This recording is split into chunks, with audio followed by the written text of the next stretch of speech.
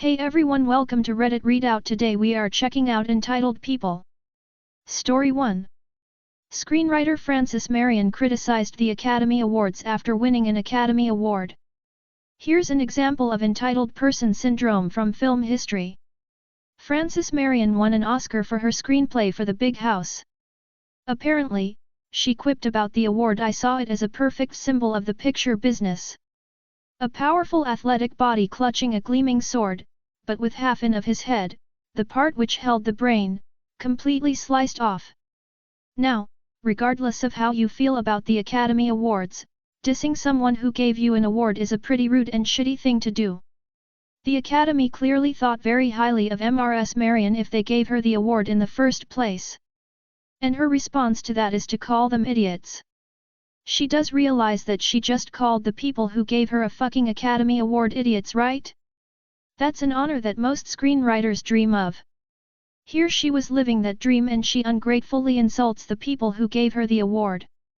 Also, it's not clear if she was actually at the ceremony when she said it. But if she was, that makes it 10 times worse. That's basically like getting a birthday present and then telling that person, to their face, that you hate it. It's just so pointlessly rude and not a nice thing to do. She could have just not shown up or refused the award. But no, she accepted the award but then criticized the Academy. Honestly, shit like this makes me wish that the Academy could ungive awards. If she thought that the members of the Academy were so stupid, clearly she shouldn't be accepting awards from them. Story 2. Classmate gets mad at me for not giving him my glasses. So I have a friend in the grade above me, so I only see him at my school's lunch break. He is a trans man and he has did according to himself. We are kind of friends and yesterday he told me he has did, weird he just now told me but okay, and I was letting him wear my glasses, because apparently when he wears glasses he is a personality named Brian. I only let him because our friend was letting me wear her glasses so I could still see. Today he asked to wear my glasses so he could be Brian. I asked out friend if I could wear her glasses again and she said no, so I told him no.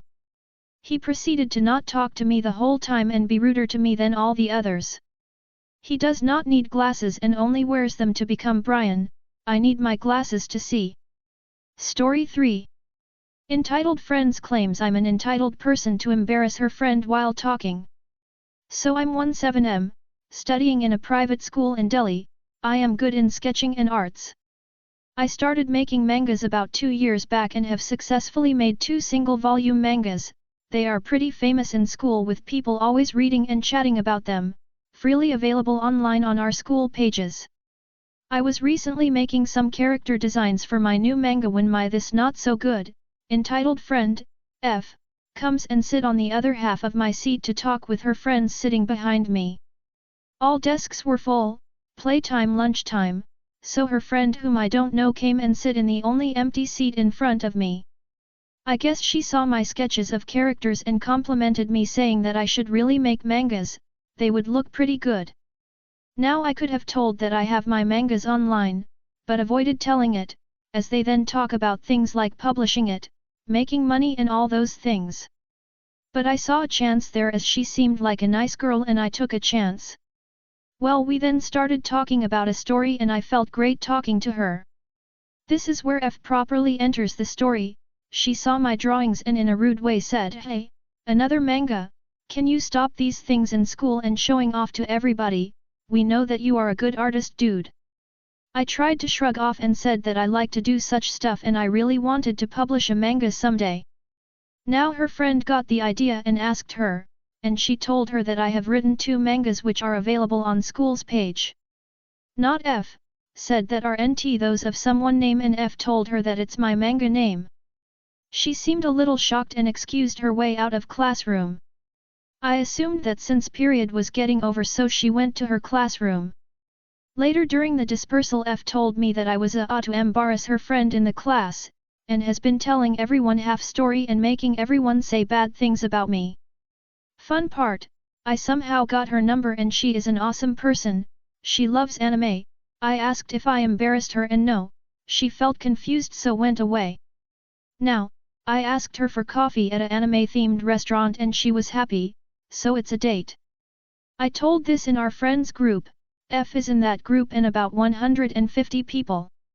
Everybody was surprised and mocked her for spreading lies and rumors, calling her things like matchmaker appointed by Satan and light stuff like that. She had been calling me names for telling everyone that. Though I know I didn't did anything wrong, but still was I rude to tell my friend group that thing and also somehow embarrassment her friend and my date now? Story 4. But those trees are older than me. Edit contains animal abuse/death. A couple houses down the road from me there was a nice little place just sold to a lovely young couple, the newbies, about a month ago. Their new yard was bordered by a double layer of nice bushy trees on March 5th sides, which was part of the appeal. Having lived in the city, privacy was number one on their forever home list. The property itself is surrounded by farmland used mostly for cattle. About 2 weeks ago the newbies moved in, and when inspecting the property they found several of the exterior layer of trees had been cut down, leaving large gaps in their privacy line.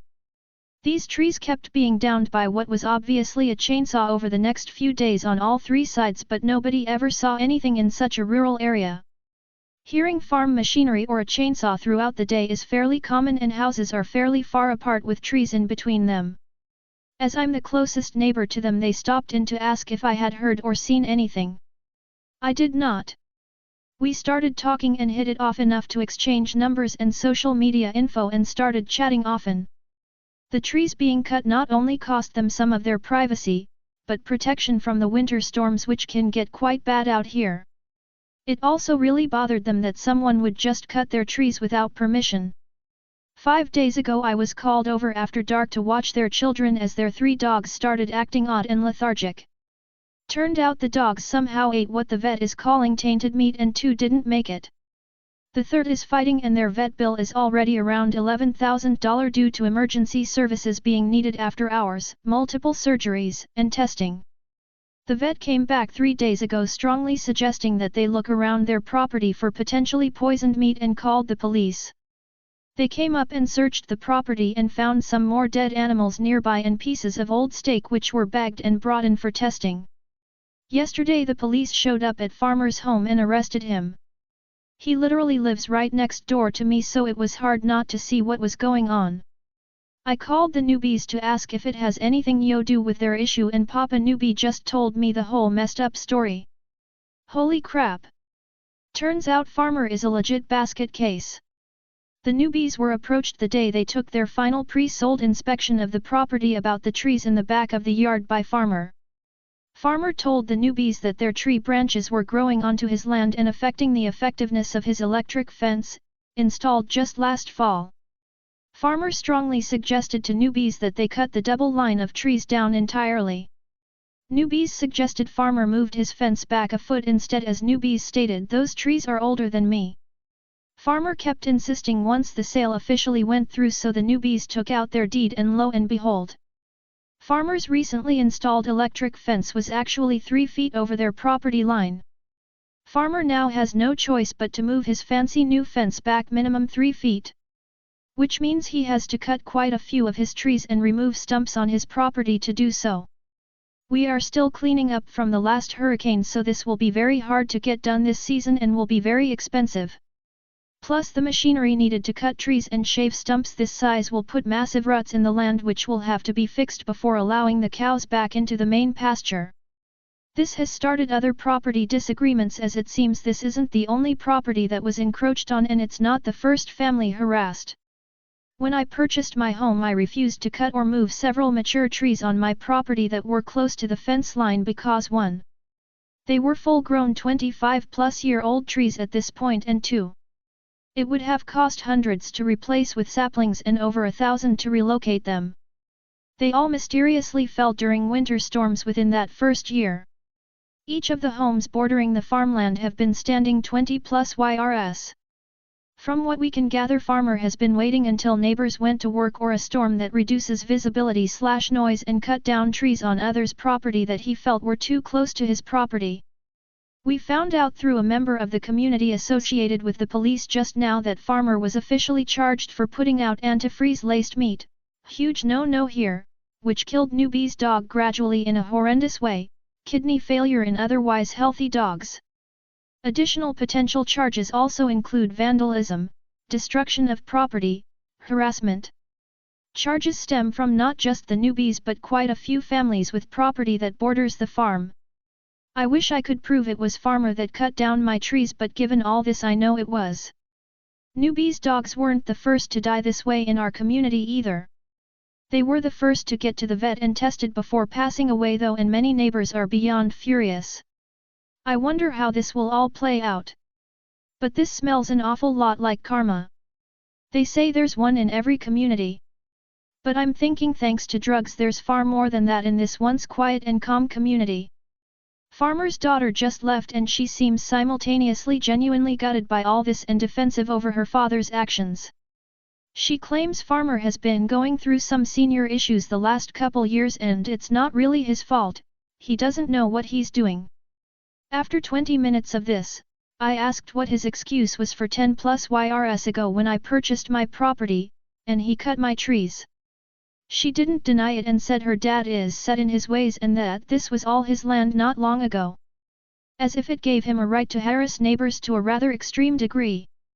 For the record, our properties were once part of the farm but were all sold by the 1980s, excepting one. Not the newbies. Farmer still owns around 100 acres. People are indeed talking.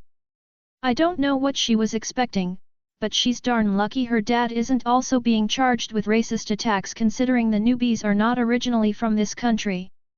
Ironically, it's the fact he's likely done this before that's saved him there. She, on the other hand, mentioned straight out several times that if the newbies were from around here it wouldn't be such a big deal and the only reason it's being taken so seriously is because they're a different skin color. On the bonus, I don't feel even one tiny bit bad for farmer or his daughter now. That's all for today. Please don't forget to like and subscribe.